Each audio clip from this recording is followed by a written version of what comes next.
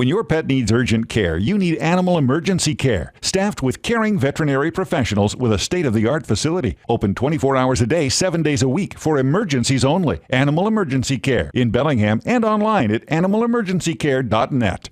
Hey, this morning we are outstanding in our field. Ah! Oh, boy. Should we start this again? You know what? I didn't think you were going to actually do that joke. I thought that was for the off-air part of the show. Nope. I'm going with it. I'm not a dad, but I know the jokes. So here's the thing. Today for KAFE Kritters, we don't have a critter available for adoption. No, we're doing a wild animal release on our broadcast. This is somewhat historical. Laura Clark, what are we releasing today? Well, I believe we are releasing a Merlin, but I will turn it over to Alicia Evans, who is the manager of the Whatcom Humane Society Wildlife Rehabilitation Center, also a state-permitted wildlife rehabilitator and a licensed vet tech, so basically the smartest person here with us today. Kidding. Oh, gosh.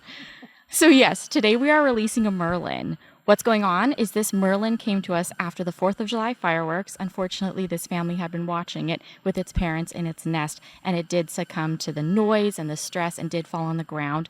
So we could not put it right back with its parents because it did have injuries and also had some lead poisoning, interesting enough. So it was quite a long road to recovery. It's been about a month now, but we are happy to say that the Merlin has made a full recovery and is ready for release in this wonderful habitat where there will be lots of prey available, lots of protection, natural history will be pertained to, and so we're ready to rock and roll.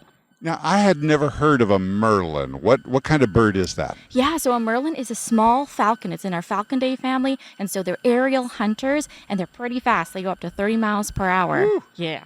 Wow. Now, with a name like Merlin, are they magic? I wish, but no. They are magical to us, and they're beautiful birds. Well, it's going to be a magical moment when we release it. Now, you still have to go get the Merlin, right? Yes, they are such a stress-prone bird, so we didn't want to have it here with all of the noise. So he's resting comfortably in the shade, and I'm going to go grab him when we're ready to be all hush. Okay, I think we're ready to go. I have a question first, though. Yes. I have a question first. So what can we expect? Because we're going to stay away from you. It's going to be like a golf tournament where we're going to use our quiet indoor voices. But so you're going to go get it. We need to stay away. Then you're going to release it. What can people expect to see? Yes, so it's early morning, which is great. This is one of their prime hunting times, so it should be within the natural circadian rhythm. So what we're going to do is we're going to bring the carrier out, put it here behind me in the flat area, and we're going to just open that carrier and give that Merlin time. He's pretty raring to go, so should take off pretty quickly, but he's never been in the wild really since he was a young bird and has never been here. So we want to make sure we give him ample opportunity to take off, and we're hoping that he just flies away. He may just kind of fly, hop, look around to kind of gather his bearings,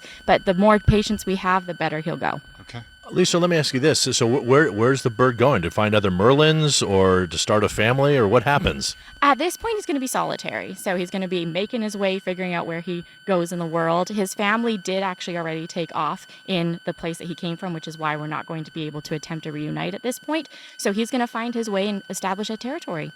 Now, do you wear a mask when you do this? You've worn a mask for other wildlife releases. Yes, I will be. We're just still being really cautious. We have still the horrible high-path avian influenza in this area, and so we see it a lot, and our main contenders are raptors and waterfowl. We know that this guy does not have avian influenza, but we still just want to make sure that we're following all the PPE protocols that we can to keep us and the bird safe. Yeah. Okay, very good. All right, we are releasing a Merlin while Alicia goes in and gets the bird, which, by the way, has no name because we don't name wildlife, Wildlife needs to stay wild. That's one of the goals at our Wildlife Rehabilitation Center is making sure that wildlife stays wildlife. So Alicia and her team, they go to extensive, the things they do to keep wildlife wild. Everybody's staff and volunteers are in ghillie suits and costumes. They never speak around the wildlife.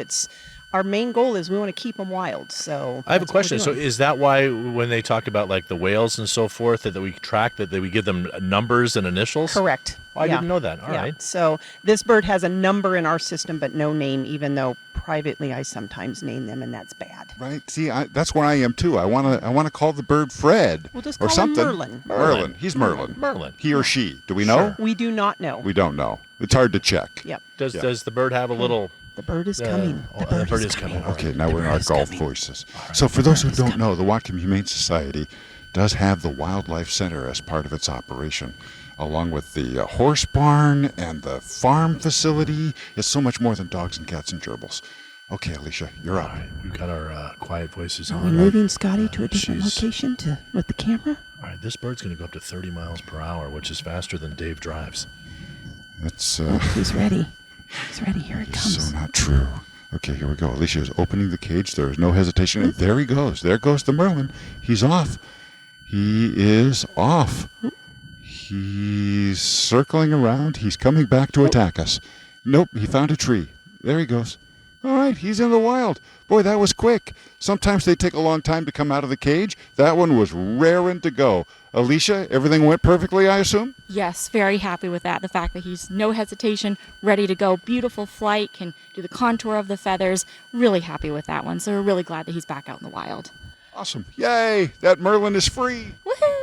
So, Alicia, I have a question. You know, at the domestic animal shelter, whenever a longtime resident gets adopted, everybody cheers, and we're so happy because they found their home. It's a little bit different with wildlife, but talk with me about the amazing staff and the volunteer and intern teams at the Wildlife Center when you see something like that. It just makes it all worthwhile, right? Yes, that is why we're here. We can't cuddle with them, we can't bond with them, but what we can do is take them and get them back out into their wild habitat. So people often will call me on my hand clenching, and so when a moment like this happens, I just get like this because I can't scream or make noise or anything, but it's so exciting and it's so worthwhile. So the volunteers and the interns and staff just work so hard to make sure that these animals can make it back out into the wild and not just be a stat, not just be a release, but actually thrive. We don't want them to just be surviving, we want them to be thriving. So a lot of care goes into each patient. And so when these moments happen, it's something that we're able to share with the team and, hopefully be able to see this video and just show them that all that hard work that goes into wildlife rehabilitation does really pay off. Alicia, let me ask you this. How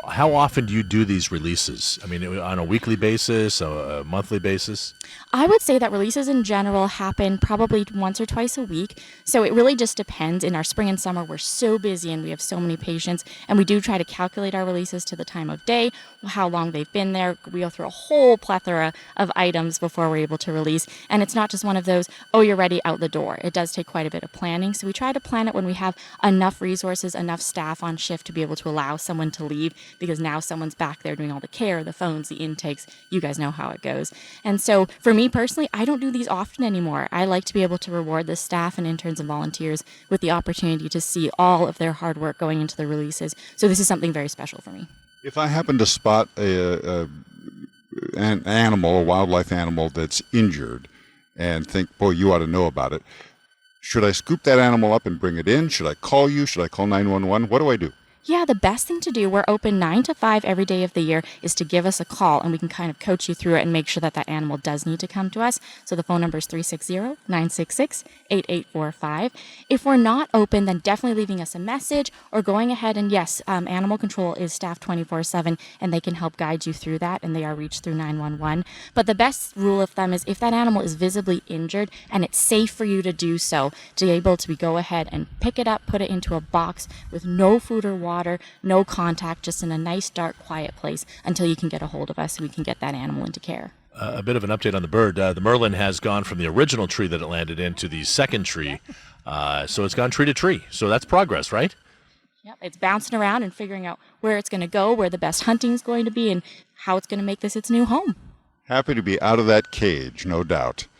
Alicia, thank you so much. Thank you guys for this opportunity. Laura Clark, thank you so much. It's always fun to take a little break in KAFE Kritters and see the other side of the Whatcom Humane Society. Absolutely. If you're looking for information on our Wildlife Rehabilitation Center, go to whatcomhumane.org. We have a whole mess of information on what to do and how you can humanely coexist with our wildlife neighbors, and also how you can get in touch with Alicia and her team.